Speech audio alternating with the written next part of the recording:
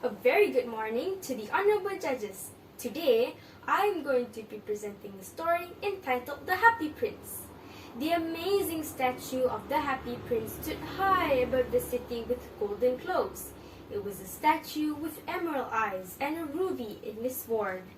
One day, a little swallow was on the way to Egypt to meet his friends. He was tired and sleepy, so he decided to find a place for shelter and saw the golden statue. But as he was ready to sleep, drops of water fell on his head. The swallow was annoyed and decided to find another shelter. However, as he prepared to fly, he looked up at the statue.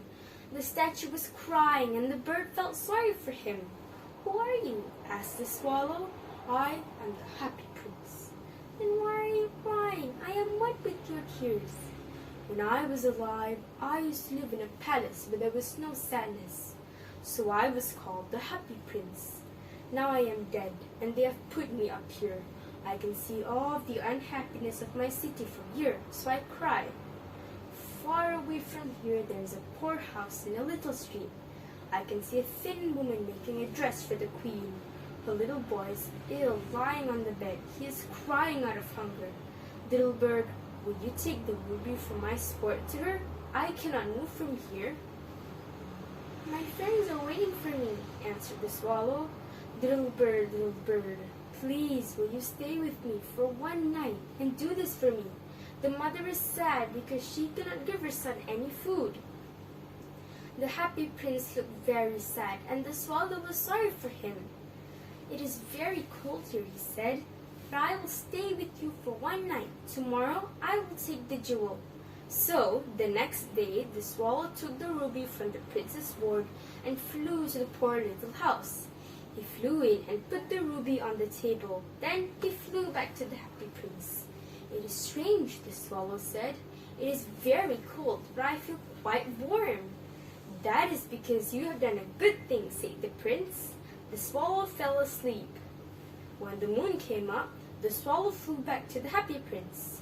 "Can I do anything for you in Egypt?" "Yes, little bird.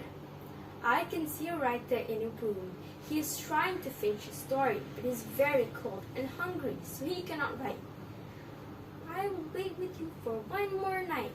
What shall I take to him?"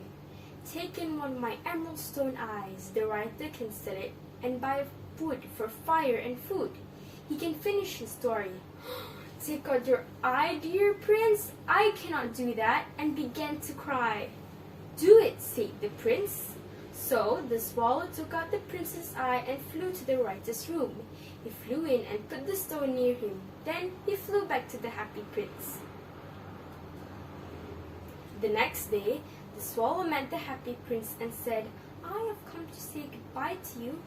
Little bird, please will you stay with me for one more night?" "It is winter," answered the swallow. "Dear prince, I must leave you, but I will never forget you."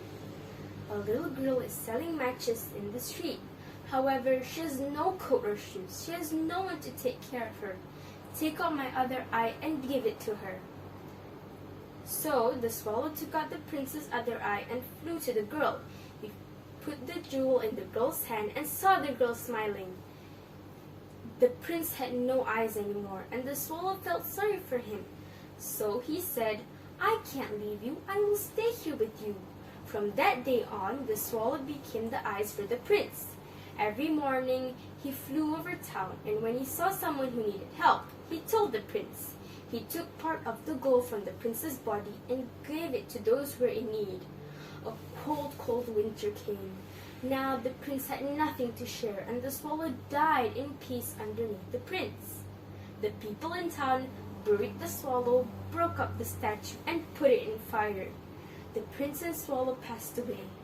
However, their beautiful hearts got together in heaven, and they lived happily ever after. As a quote by great poet Mark Antony says, "A good heart deserves a good home. The home here means the heaven." The moral value of the story here is to always be helpful to the poor and value friendship. Thank you.